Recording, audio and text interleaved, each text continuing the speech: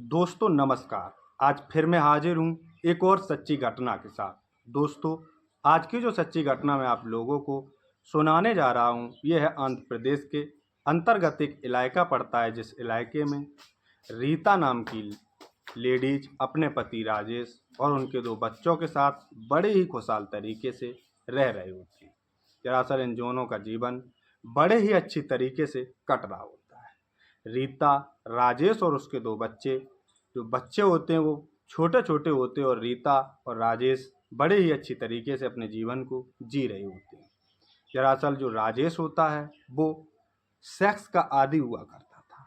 वो अपनी पत्नी रीता के साथ घंटों 2-2 घंटे तक रात्रि में सेक्स किया करता था और उसका मन होता है तभी वो अपनी पत्नी के साथ दिन में भी सेक्स किया करता था, जिससे उसकी पत्नी रीता परेशान हो जाती है और उसकी इस आदतों की वजह से इनमें लड़ाई झगड़ा भी होना शुरू हो जाता है। इनका लड़ाई झगड़ा इस हद तक बढ़ता है कि ये जो रीता होती है ये अपने पति से तलाक लेकर इसे छोड़कर अपने मायके चली जाती है अपने दोनों बच्चों के लिए, जिससे अब जो राजेश होता है वो एकदम अपने घर में अकेला पड़ जाता है और उसे अब कुछ दिखाई नहीं दे रहा था। राजेश ऐसे ही कुछ दिनों को काटता है, लेकिन उसे अपने घर में अब बिल्कुल भी अच्छा नहीं लगता है। तो राजेश अपने एक दोस्त से बातचीत करता है, कहता है कि दोस्त, किसी एक ऐसी लड़की या औरत से मेरी शादी कराओ जो मेरी मन की इच्छाओं को पूरा कर सके। उसका एक दोस्त होता है जो कहता है कि भाई, मैं तुम्हारी शादी जरूर करवा दूंगा। और उसका दोस्त एक विधवा औरत जिसका नाम प्रिया होता है उसे ढूंढता है और उसके साथ उसकी शादी करा देता है। दरअसल प्रिया की शादी तो राजेश के साथ हो जाती है, लेकिन प्रिया अपनी एक बेटी को भी लेकर आती है जिसकी उम्र करीब 12 से 13 साल होती है। जब इन दोनों को शादी करके ये घर पहुंच जाते हैं तो ये जो राजेश होता है ये भी प्रिया के साथ भी अलग अलग तरीके से संबंध बनाता है, जिससे प्रिया को भी बहुत खुशी मिलती है, क्योंकि उसके पति का एक कार एक्सीडेंट में देहांत हो गया था और वो भी करीब 4-5 सालों से विधवा थी, जिससे भी उसके भी मन की जो भावनाएं हैं वो ख़त्म नहीं हुई थी। इसलिए उसे भी अब इस राजेश के साथ बहुत मज़ा आने लगता है। इन दोनों का जीवन बड़े ही खुशहाल तरीके से कटना शुरू हो जाता है और ऐसे ही ऐसे करीब 1 साल का समय व्यतीत हो जाता है। एक दिन प्रिया के पेट में बहुत तेज दर्द उठता है, तो ये राजेश अपनी पत्नी प्रिया को लेकर एक पास के हॉस्पिटल में पहुंचता है। तो जो डॉक्टर होते हैं वो चेकअप करते कहते हैं कि तुम्हारी जो पत्नी है वो पेट से और इसकी डिलीवरी होने वाली है। तो वो डॉक्टर उसे हॉस्पिटल में भर्ती कर लेते हैं और वो जब इसका बारीकी से चेकअप करते हो तो पता लगता है कि प्रिया के पेट में ही उसका जो बच्चा है वो ख़त्म हो चुका है, और अगर उसके बच्चे को उसके पेट से जल्दी नहीं निकाला गया तो प्रिया की भी जान को खतरा है। जैसे ही राजेश को इस बात की जानकारी मिलती है कि प्रिया की भी जान को खतरा है, वो अपनी जान पर खेल जाता है और कहता है कि कैसे भी करके हमारी औरत को आप बचा लीजिए, आप चाहे कितने भी पैसे ले लीजिए। लेकिन डॉक्टर तो डॉक्टर होते हैं, उन्होंने पूरी कोशिश की, लेकिन वो राजेश की पत्नी को नहीं बचा पाए। जब उसका वहीं पर हॉस्पिटल में ही उसकी मौत हो जाती है तो राजेश अपनी पत्नी को लेकर घर आ जाता है और बड़े ही क्रियाकलाप से, सारे क्रियाकलापों से उसका अंतिम संस्कार करता है। जिसके बाद अंतिम संस्कार के बाद इन दोनों का जीवन थोड़ा डगमगाता है, क्योंकि जिसके घर में मृत्यु हो जाती है उसके घर का जो रहन सहन और उसका हाल वाल है वो थोड़ा बदल जाता है, जिससे कि अब राजेश और उसकी बेटी जो होती है वो दोनों अब एकदम सहमे सहमे से रहने लगते हैं और उन दोनों का जीवन नहीं कट रहा होता है। लेकिन जो राजेश होता है वो तो सेक्स का आदी हुआ करता था। उसने शादी इससे इसलिए की थी कि उसके मन की जो भावनाएं हैं वो ख़त्म नहीं हो रही होती हैं, इसलिए उसने उससे शादी की होती है। अब वो आगे करता तो क्या करता, वो भी अब उसका जो मन होता है वो विचलित होने लगता है। लेकिन तब तक उसकी बेटी की जो उम्र होती है वो करीब 15 से 16 साल की हो जाती है। एक दिन उसकी बेटी बाथरूम में नहाने के लिए जाती है तो ये राजेश अपने घर पर ही बैठा होता है और ये अपनी बेटी को भीगे बदन देख लेता है। और जब ये अपनी बेटी यानी अपनी सौतेली बेटी को जो उसकी पत्नी दूसरी लेकर आई थी अपने साथ में उसको देखता है तो वो अब इसके ऊपर भी डोरे डालना शुरू कर देता है। राजेश सोचता है कि आखिर ये मेरी कोई सगी बेटी तो है नहीं, और अगर इसके साथ मैं संबंध बनाऊं तो मुझे कितना मजा आएगा।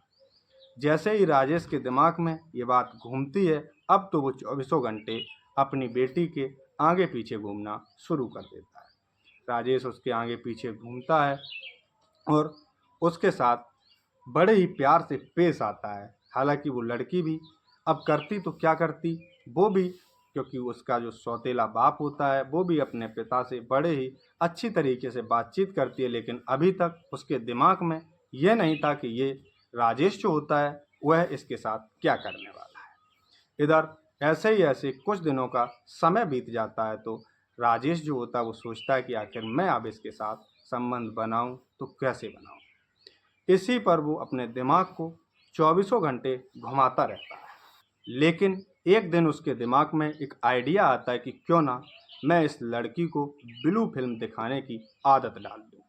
और उसका ये आइडिया काम भी कर जाता है। वो अपनी लड़की यानी अपनी सौतेली बेटी के सामने बैठकर गंदी गंदी वीडियो देखता है। हालांकि पहले तो ये लड़की इस चीज़ का विरोध करती है, लेकिन वो उससे कहता है कि आगे चलकर तुम्हें भी इनकी ज़रूरत पड़ेगी और इनसे बहुत कुछ सीखने को मिलता है। वो जब इस लड़की को इस तरीके से बहकाता है तो ये लड़की होती है, ये अभी कच्ची उम्र की होती है और ये भी उसके बहकावे में आ जाती है और ये भी ब्लू फिल्म की आदी हो जाती है। ये अपने पिताजी यानी राजेश के साथ उन गंदी गंदी फिल्मों को देखना शुरू कर देती है। जब ये देखना शुरू करती है तो अब राजेश के मन में ऐसा लगता है कि अब ये मेरी बात आसानी से मान जाएगी, क्योंकि उसने उसे ब्लू फिल्म दिखाने की आदत जो डाल दी थी, क्योंकि उसे भी अब बहुत ही देखने में मज़ा आने लगता है। एक दिन इसी मौके का फ़ायदा उठाकर राजेश अपनी बेटी यानी अपनी सौतेली लड़की से कहता है कि क्यों ना तुम आज मेरे साथ लेटो। लेकिन वो लड़की भी, क्योंकि उसे भी अब ये गंदी गंदी फिल्में देखते हुए करीब 2 से ढाई महीने का समय बीत गया होता है, तो उसका भी मन अब कहीं ना कहीं विचलित होने लगता है। जिसके चलते जब राजेश कहता है कि क्यों ना तुम आज मेरे साथ ही लेटो और हम दोनों लोग लेटकर आराम से अच्छी अच्छी तुमको वीडियो दिखाएंगे। राजेश जैसे ही उससे ये बात कहता है तो वो ये चीज़ मान जाती है और अपने पिता राजेश के साथ ही उस रात लेट जाती है। ये दोनों वहीं पर आराम से वो वीडियो गंदी देखना शुरू कर देते हैं। करीब 15 से 20 मिनट तक ये वो गंदी गंदी वीडियो देखते हैं तो इन दोनों के मन में उत्तेजना होने लगती है। लेकिन अब करते तो क्या करते ये दोनों, जो राजेश होता है वो उसके अंदर उत्तेजना बढ़ती है तो वो अपनी लड़की के ऊपर इधर उधर अंगों पर हाथ घुमाना शुरू कर देता है। इधर उस लड़की को भी उत्तेजना बढ़ती है तो वो भी अब उससे कुछ कह नहीं रही होती है, जिससे कि ये दोनों उस रात अपने तन से एक एक करके सारे कपड़े अलग कर देते हैं और उसी रात ये दोनों एक साथ संबंध बनाते हैं। जब एक बार ये सिलसिला शुरू होता है तो रुकने का नाम ही नहीं लेता। अब इन दोनों का आए दिन का ये सिलसिला शुरू हो जाता और ये दोनों एक पति पत्नी की तरह उस एक छत के नीचे रहना शुरू कर देते हैं, क्योंकि इनके घर में इन दोनों के अलावा और कोई रहता भी नहीं है। और एक पिता और बेटी के ऊपर आखिरकार शक करता तो कौन करता है, इसलिए ये दोनों अब डेली का इनका जो होता है वो शुरू कर देते हैं। और ऐसे ही ऐसे करीब 8 से 10 महीने का समय व्यतीत हो जाता है। एक दिन राजेश अपने काम के लिए कहीं बाहर जाता है और ये जो लड़की होती है ये अपने घर के आंगन में बैठी बैठी गानों को गुनगुना रही होती है। जब ये गुनगुना रही होती है तो इसकी एक पड़ोसन अपनी छत पर टहलने आती है और ये उसको देख लेती है और उसकी नज़र इसके पेट पर जाती है तो इसका पेट बड़ा हुआ उसको दिखाई देता है, जिससे कि वो तुरंत ही इस राजेश के घर में जाती है और उससे पूछती है कि आखिर बेटा तुम्हारे पेट में क्या हुआ है, तुम्हारा पेट इतना बढ़ क्यों रहा है। लेकिन वो लड़की जो होती है वो इसको कुछ नहीं बताती, तो ये पड़ोसन होती है इसे एक पास के ही अस्पताल में ले जाती है, जहाँ डॉक्टर इसका चेकअप करते हैं तो बताते हैं कि ये लड़की पेट से है। जैसे ही इसके पड़ोसी को इस बात की जानकारी मिलती है तो उनके पैरों तले ज़मीन खिसक जाती है।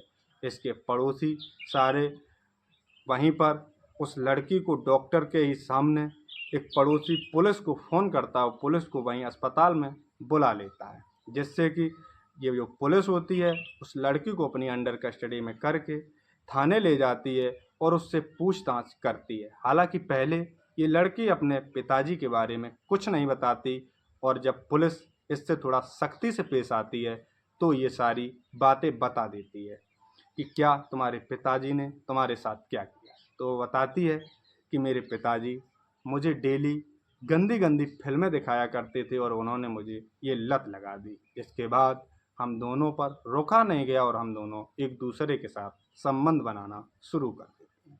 जैसे ही पुलिस को यह बात की जानकारी मिलती है, पुलिस तुरंत ही उस राजेश को अपनी अंडर कस्टडी में कर लेती है और उसे थाने में ले जाती है, जहां उससे भी बयानबाजी की जाती है। तो राजेश भी अपना जुर्म कबूल कर लेता है और यहाँ से पुलिस इन दोनों को जिला अदालत में पेश करती है, जहां इनको आजीवन कारावास की सजा सुनाई जाती है। तो दोस्तों, आज की सच्ची घटना सुनाने का हमारा कोई ये उद्देश्य नहीं है कि किसी की देह भावना को ठेस पहुंचाना, लेकिन ये दुनिया है, इस दुनिया में कैसे कैसे लोग रह रहे हैं आप खुद ही समझ सकते हैं। तो दोस्तों, आज की सच्ची घटना बस यहीं तक। जय हिंद, जय भारत।